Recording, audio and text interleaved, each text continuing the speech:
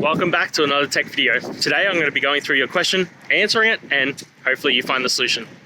Now, don't forget to stay just a little bit crazy like me, and you'll hopefully get to the resolution. Now, let's continue on to the video.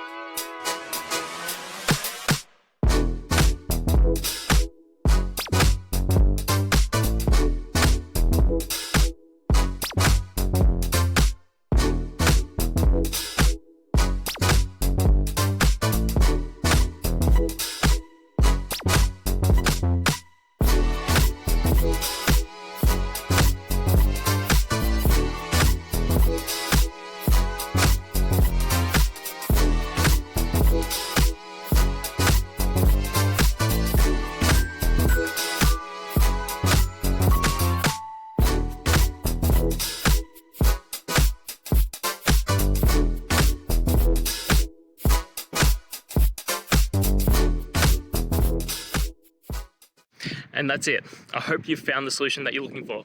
If you did, please hit subscribe. I'd really appreciate it. And until the next time that you need technical help, I hope you have a good one. Cheers.